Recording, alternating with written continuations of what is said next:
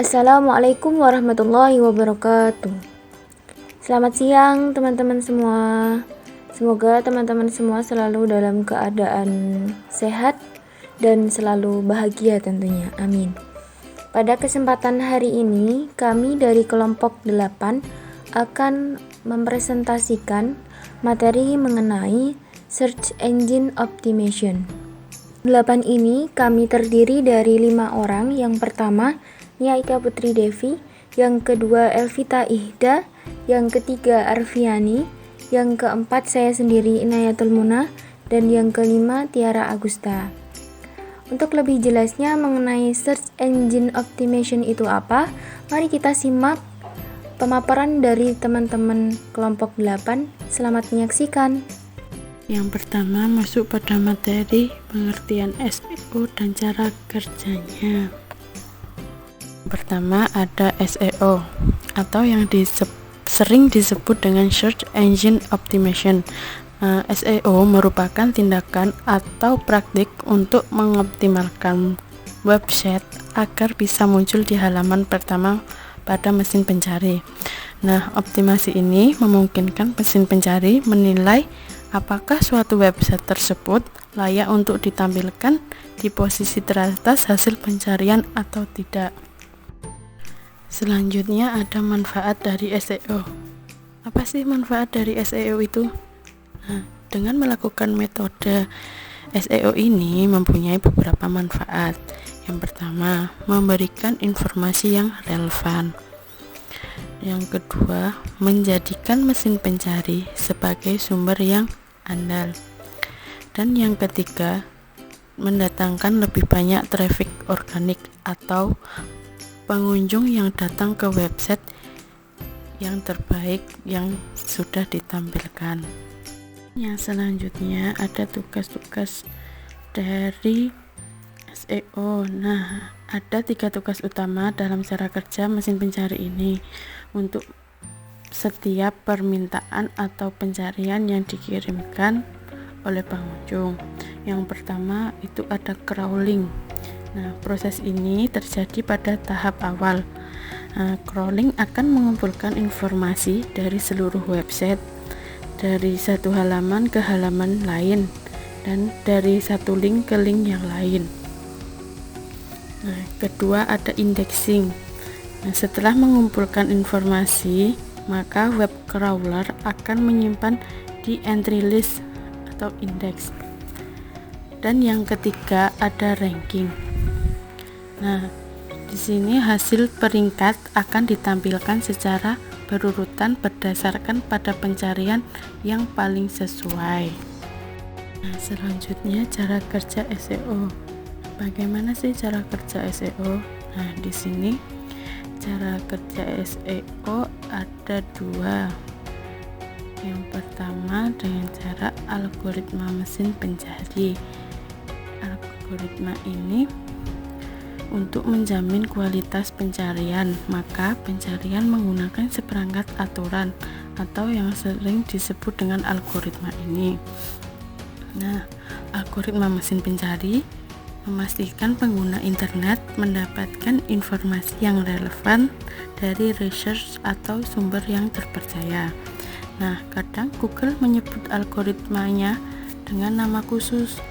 Contohnya, Panda merupakan algoritma yang berkaitan dengan kegiatan penyaringan, pemberian penalti, dan penghargaan konten. Kemudian Penguin merupakan algoritma untuk mencegah spam doxing. Dan yang terakhir ada Hummingbird yang akan meningkatkan kualitas dari kedua algoritma tadi. Kemudian yang kedua cara kerjanya ada Page Authority, di mana sistem scoring untuk memprediksi peringkat website di mesin pencari. Nah, sistem ini akan membantu dalam memahami kualifikasi apa saja yang digunakan mesin pencari untuk menetapkan hasil pencarian yang terbaik. Yang selanjutnya kita akan membahas indikator utama Search Engine Optimization. Yang pertama ada struktur URL. URL itu singkatan dari Uniform Resource Locator atau alamat website. Nah, fungsi URL itu apa sih? Kita coba ibaratkan antara website dan rumah ya. Website itu sebagai rumah. Untuk menuju rumah kan pasti kita membutuhkan alamat nih. Nah, alamat ini yang disebut dengan URL. Dalam membuat struktur URL, kita tuh harus menggunakan kata-kata yang relevan, hindari menggunakan URL yang panjang, dan hindari menggunakan kata kunci yang berlebihan.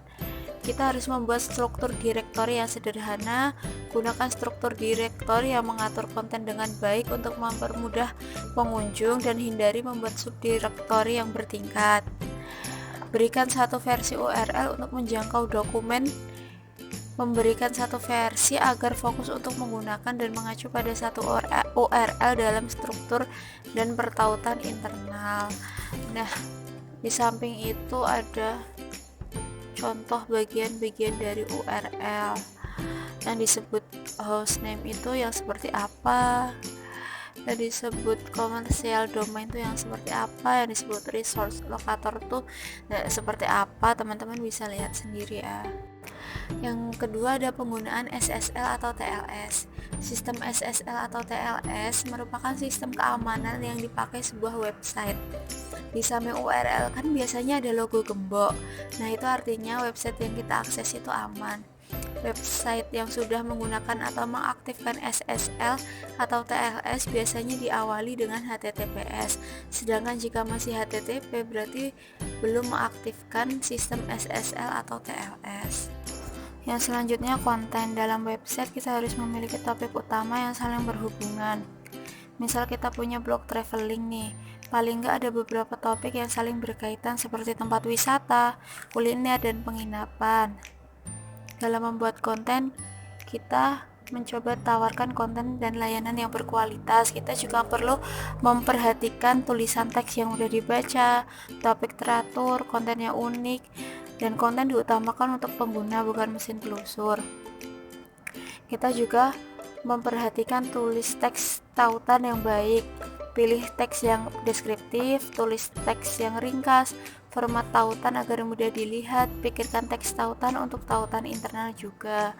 Nah, kita juga harus mengoptimalkan penggunaan gambar, gunakan nama file dan ALT teks yang singkat namun deskriptif. Berikan teks ALT saat menggunakan gambar sebagai tautan. Dan kita juga memperhatikan tag heading. Tag digunakan untuk menyajikan struktur pada laman bagi pengguna. Terdapat 6 ukuran tag heading, yakni yang diawali dengan yang terpenting dan diakhiri dengan yang paling tidak penting. Yang keempat ada search intent. Orang kan akan mencari tentang apa yang mereka butuhkan. Misal kita coba cari celana training. Nah, nanti kan Google akan memunculkan website penjual celana training tersebut, bukan memunculkan pengertian dari celana training tersebut. Search intent sendiri merupakan pembagian kata kunci berdasarkan tujuan bisnis yang akan kita capai. Setidaknya ada 4 macam search intent. Yang pertama ada informasional, kebutuhan dalam memberikan berbagai informasi topik secara luas. Navigasional, untuk mengarahkan kata kunci pada perusahaan atau suatu brand. Commercial investigation, untuk kebutuhan yang bersifat komersial dan membandingkan antara dua produk. Dan transaksional, kata kunci yang digunakan untuk kebutuhan dan meningkatkan nilai konversi bisnis. Yang kelima ada meta text. Meta text sendiri itu terdiri dari title text dan meta description yang nantinya akan membantu Google memahami keseluruhan konsep, dan dalam pembuatannya itu juga ada aturannya. Misal judul yang akan muncul dari pencarian itu tidak bisa terlalu panjang karena Google tuh memiliki standar yang berlaku. Dan dalam meta description, rangkuman yang terletak di bawah judul itu biasanya hanya terdiri dari 100 sampai 120 sampai 130 kata. Nah, itu di samping itu ada contoh meta text title dan meta text description. Yang keenam ada backlink. Backlink merupakan link website yang menjadi rujukan website lain. Semakin banyak website kita dijadikan rujukan, maka akan semakin dinilai tinggi oleh Google. website yang menyertakan web kita sebagai backlink juga tuh akan dicek kredibilitasnya. Jika dari web yang berkualitas, maka SEO akan lebih tinggi. Dan ada kecepatan website. Nah, itu sangat mempengaruhi. Kalau websitenya nggak loading atau cepat nih, maka bakal dapat ranking lebih tinggi di hasil pencarian Google. Selanjutnya, saya akan menjelaskan mengenai jenis-jenis SEO. Jenis-jenis SEO itu ada dua. Yang pertama ada SEO on page, yang kedua ada SEO off page. SEO on page itu merupakan upaya optimasi yang dilakukan pada situs itu sendiri.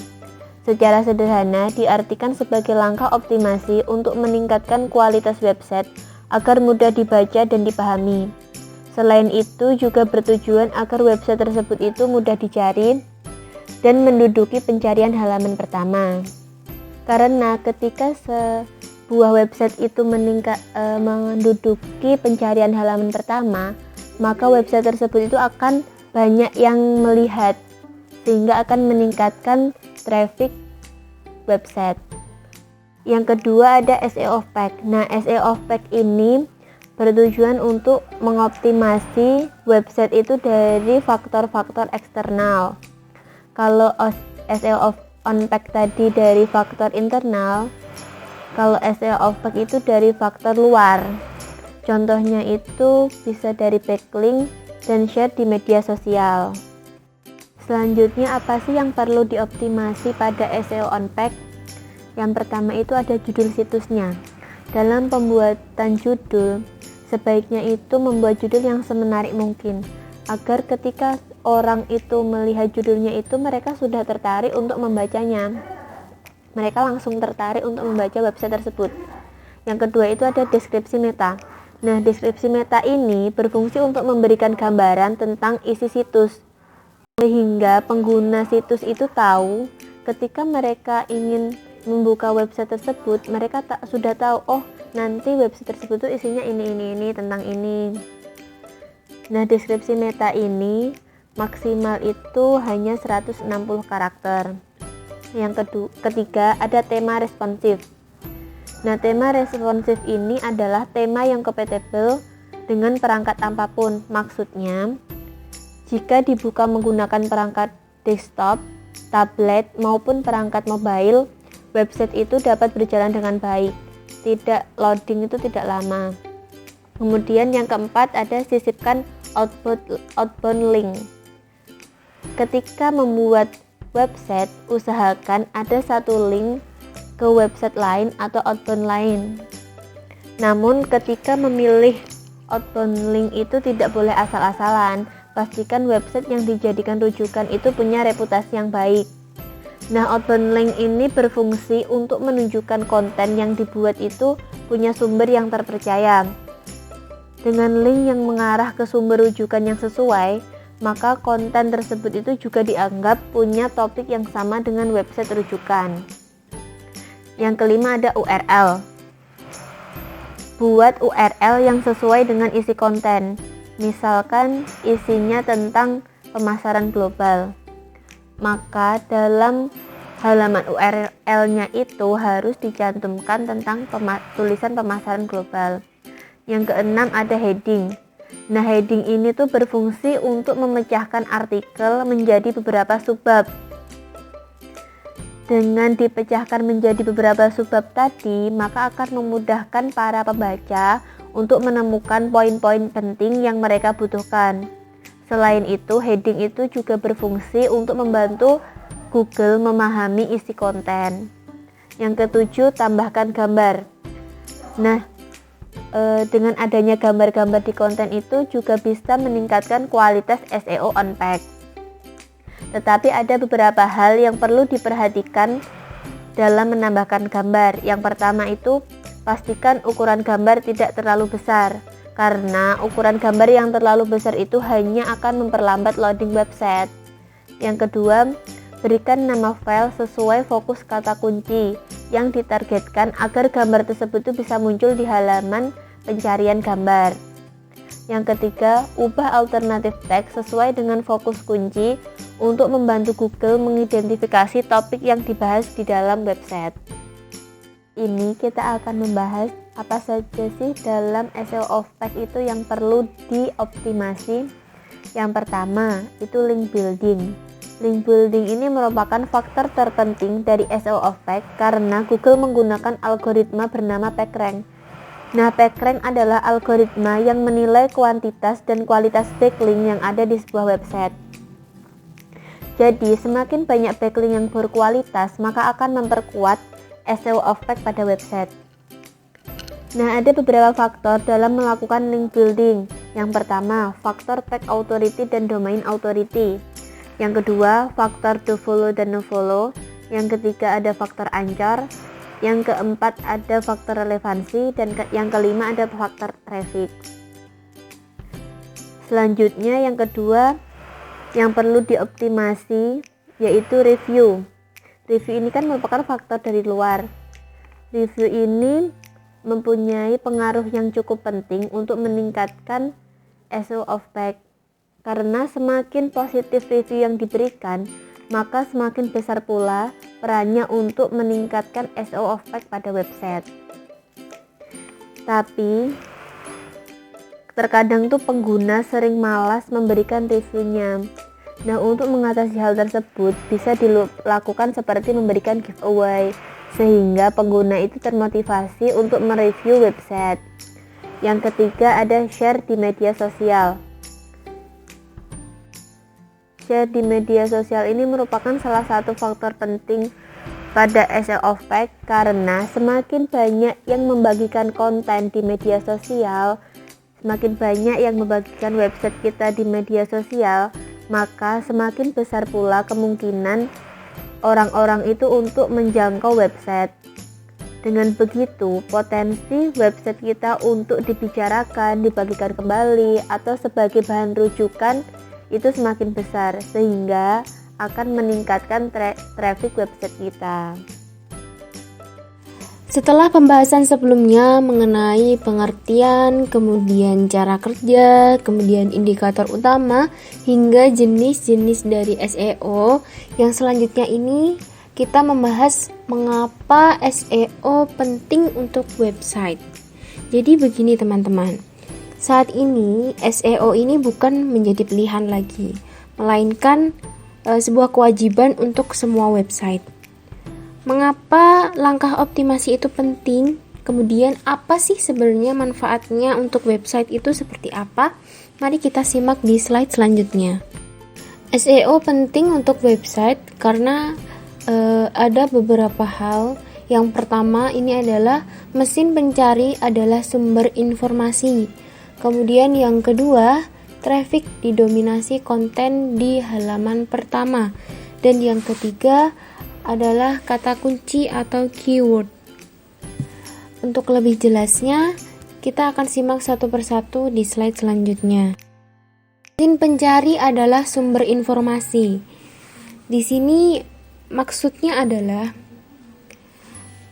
di zaman sekarang ini orang-orang di seluruh dunia bisa dapat dengan mudah untuk mendapatkan informasi yang mereka butuhkan melalui mesin pencarian atau biasa disebut dengan search engine.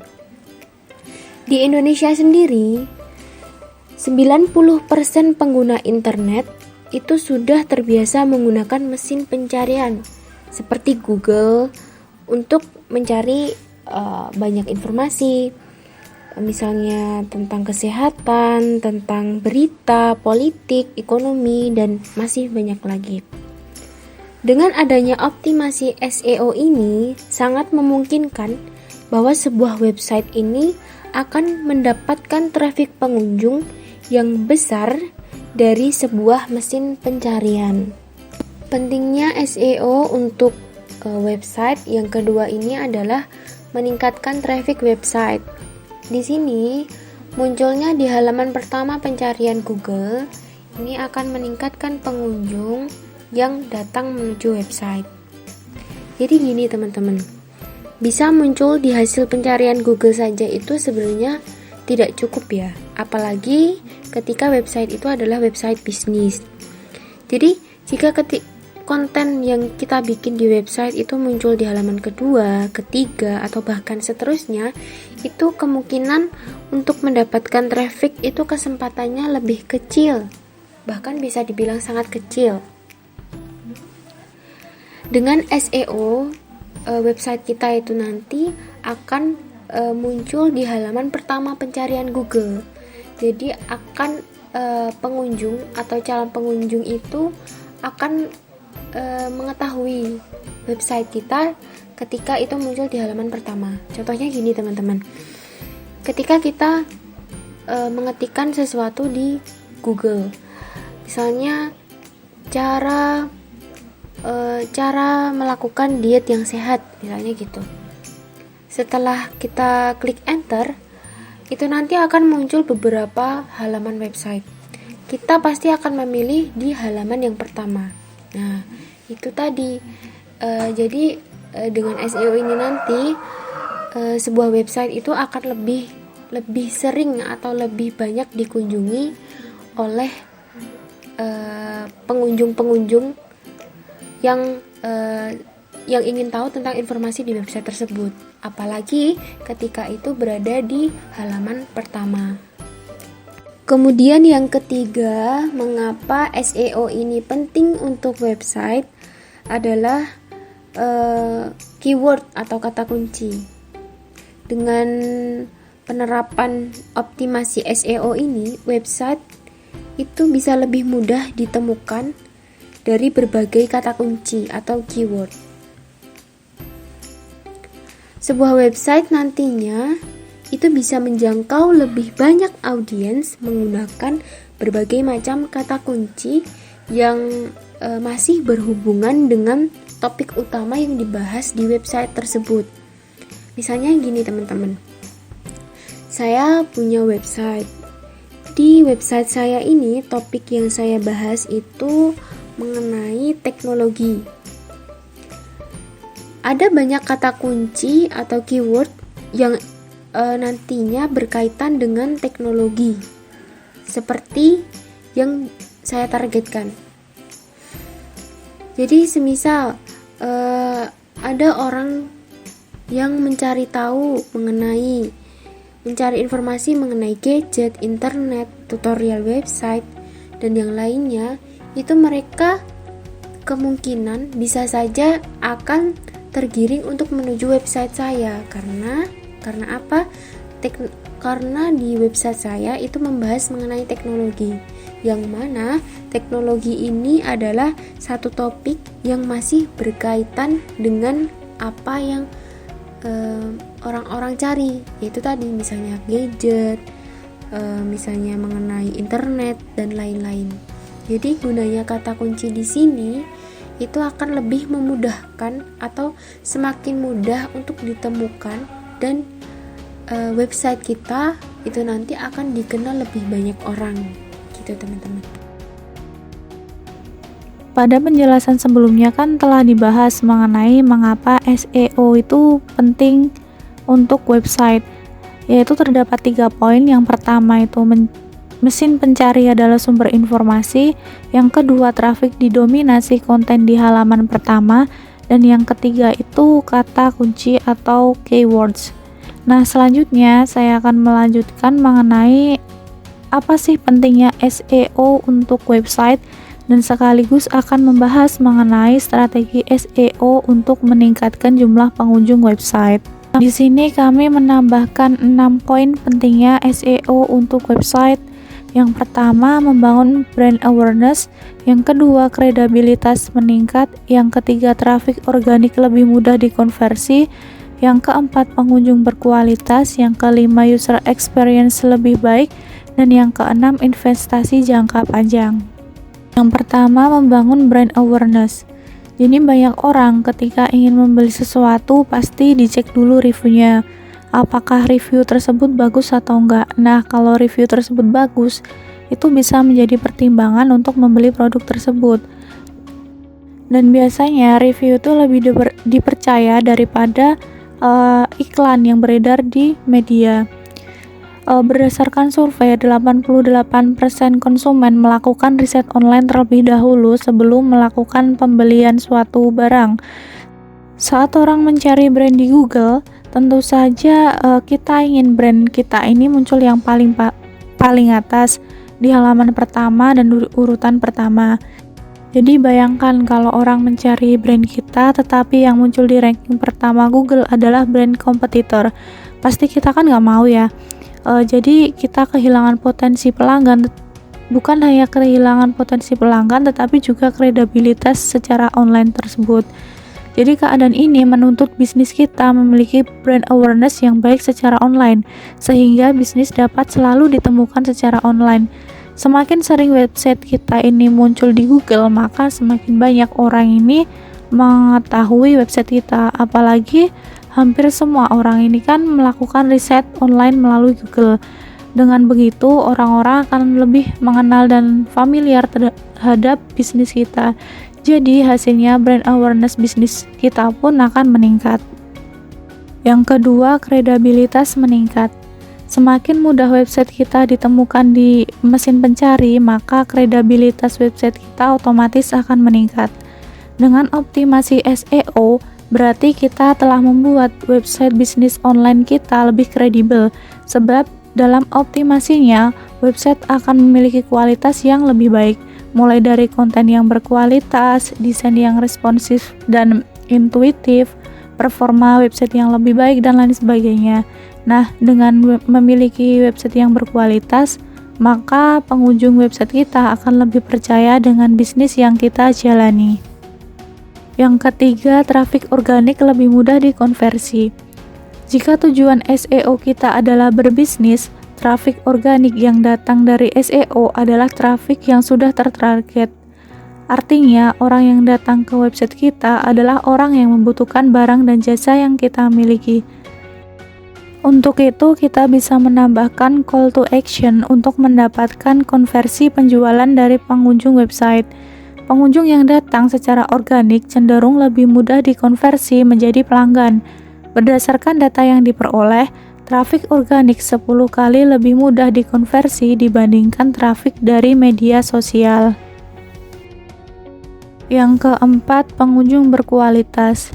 Banyaknya pengunjung ke situs atau blog akan percuma jika bukan pengunjung yang berkualitas. Nah, SEO ini mendatangkan pengunjung yang berkualitas. Kenapa? Orang yang menggunakan search engine ataupun mesin pencari adalah mereka yang sedang mencari sesuatu, entah itu mencari informasi ataupun mencari produk. Istilahnya itu user intent. Mereka sudah jelas tahu apa yang mereka cari. Ketika pengunjung mengetikkan kata kunci tertentu di Google Search, berarti mereka memang telah membutuhkan informasi terkait kata kunci tersebut.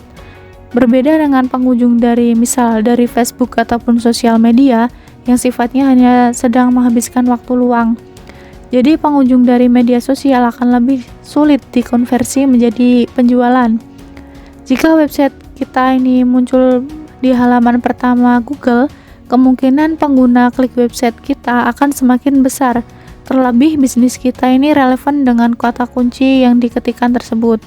Pengunjung yang klik website kita berdasarkan kata kunci tersebut merupakan pengunjung yang kemungkinan besar sesuai dengan target pasar. Hal ini sesuai dengan data bahwa trafik organik 10 kali lebih mudah dikonversi dibandingkan trafik dari media sosial. Semakin banyak website mendatangkan pengunjung yang berkualitas, yang sesuai dengan target pasar, maka semakin tinggi pula potensi penjualan ini akan meningkat. Yang kelima, user experience lebih baik. SEO juga akan memberikan pengalaman yang lebih baik untuk pengunjung website, sebab salah satu komponen optimasi SEO adalah menciptakan website yang user-friendly. Misalnya, membuat website yang responsif untuk pengguna mobile, mengoptimalkan kecepatan loading website, dan yang lain sebagainya. Artinya, jika kita mengoptimasi SEO website, maka kita telah membuat website yang user-friendly untuk pengunjung. Kemudian yang keenam, investasi jangka panjang. SEO juga dapat digunakan dalam jangka waktu yang panjang. Optimasi SEO memang tidaklah instan, artinya dalam mengoptimasi SEO kita membutuhkan proses yang tidak sebentar. Namun hasil dari SEO ini dapat terus digunakan bertahun-tahun. Kita hanya tinggal terus konsisten mengupdate konten yang berkualitas dan memantau perkembangan algoritma Google. Jika website kita ini sudah berhasil berada di ranking teratas, maka kita hanya perlu mengauditnya saja supaya kompetitor ini tidak menyalip posisi kita. Terdapat riset yang mengatakan bahwa ada sekitar 5 hingga 6 miliar orang yang melakukan pencarian setiap harinya, dan Google adalah salah satu mesin pencari yang paling banyak digunakan oleh pengguna tersebut. Mengingat banyaknya lalu lintas pencarian pada mesin pencari, tentunya akan membantu meningkatkan jumlah pengunjung yang datang ke website kita. Memang diperlukan keahlian dan ketekunan dalam mengoptimasi SEO sebuah website. Selain itu, diperlukan waktu yang lama karena harus melakukan testing dan terus berinovasi mengikuti algoritma Google. Namun, untuk mewujudkannya, kita juga perlu melakukan optimalisasi SEO pada mesin pencarian. Jadi di sini ada 5 strategi SEO untuk meningkatkan jumlah pengunjung. Yang pertama, optimalisasi website untuk Google Mobile First Index. Yang kedua, meningkatkan kecepatan website. Yang ketiga, membuat konten yang berkualitas. Yang keempat, buat meta description yang menarik. Dan yang kelima, evaluasi kinerja SEO. Yang pertama, optimalisasi website untuk Google Mobile First Index. Mengingat banyaknya jumlah pengguna mobile atau smartphone yang menggunakan mesin pencarian, maka pada tahun 2018, Google resmi merilis algoritmanya yang bernama Google Mobile First Index. Jadi Google Mobile First Index ini adalah salah satu penilaian Google dalam menentukan ranking sebuah website yang menggunakan versi mobile. Maka dari itu, jika website kita memiliki performa yang baik ketika diakses menggunakan smartphone, maka kita bisa mendapatkan ranking yang baik pada mesin pencarian, serta membantu meningkatkan jumlah pengunjung website. Ada 4 cara yang bisa kita lakukan dalam optimalisasi website untuk Google Mobile First Index ini. Yang pertama, gunakan CSS, JavaScript, atau media yang dapat membuat tampilan website yang sama jika diakses melalui desktop ataupun mobile. Yang kedua, atur responsive website untuk membuat tampilan website tetap baik jika diakses di berbagai device termasuk tampilan mobile. Yang ketiga, tingkatkan kecepatan website. Dan yang keempat, cek performa website versi mobile. Kita bisa menggunakan tools Google Mobile Checker ataupun Blix. Kemudian yang kedua, tingkatkan kecepatan website. Kecepatan website juga merupakan hal yang berpengaruh terhadap optimalisasi SEO untuk meningkatkan jumlah pengunjung website. Survei dari Google mengatakan 53% pengguna internet di Indonesia meninggalkan website yang memiliki loading lebih dari 3 detik. Nah, untuk mengukur kira-kira loading website kita ini berapa lama, ada beberapa tools yang dapat kita gunakan untuk mengetahuinya, yaitu Google PageSpeed Insight, GTmetrix, ataupun Pingdom. 3. Buat konten yang berkualitas. Konten adalah salah satu elemen yang sangat berpengaruh terhadap optimalisasi SEO. Semakin berkualitas konten yang kita buat, maka semakin banyak pula pengunjung yang senang mengunjungi website kita. Untuk membuat konten yang berkualitas, ada 5 tips yang perlu kita ketahui. Yang pertama, tentukan topik konten yang akan dibuat. Yang kedua, gunakan kata kunci yang tepat agar konten mudah ditemukan oleh banyak orang. Yang ketiga, buat judul konten yang menarik. Yang keempat, ciptakan konten yang menarik untuk membuat pengunjung website tidak hanya membaca namun juga berkomentar. Dan yang kelima, masukkan link terkait atau link yang menuju konten yang lain untuk memancing pengunjung website membaca konten kita yang lain. Yang keempat, buat meta description yang menarik. Meta description juga menjadi salah satu elemen yang berpengaruh agar website kita ini mudah ditemukan di mesin pencari. Seperti yang telah dijelaskan tadi, meta description adalah tag HTML yang berisi penjelasan singkat mengenai suatu halaman website. dan biasanya itu muncul di bagian bawah URL sebuah halaman website. Contohnya itu ketika para pengunjung website melakukan pencarian dan melihat meta description yang menarik, tentunya akan membuat mereka tertarik untuk datang ke website kita. Selain menarik, meta description yang kita buat juga harus optimalisasi SEO. Jadi ada 4 tips membuat meta description ini. Yang pertama, masukkan kata kunci pada meta description. Yang kedua, perhatikan jumlah karakter yang akan kita gunakan. Yang ketiga, buat meta description yang menarik. Dan yang keempat, pastikan isi meta description ini sesuai dengan isi halaman website. Yang kelima, evaluasi kinerja SEO. Langkah terakhir yang perlu kita lakukan untuk meningkatkan jumlah pengunjung website yaitu mengevaluasi atau menilai kinerja SEO agar kinerja SEO pada website kita dapat berjalan secara optimal. Evaluasi kinerja SEO perlu dilakukan secara bertahap dan berkelanjutan. Kemudian bagaimana sih cara melakukannya? Yang pertama, gunakan Google Analytics dan Search Console. Yang kedua, lakukan crawling. Yang ketiga, riset kata kunci atau keyword. Dan yang keempat, analisa performa konten.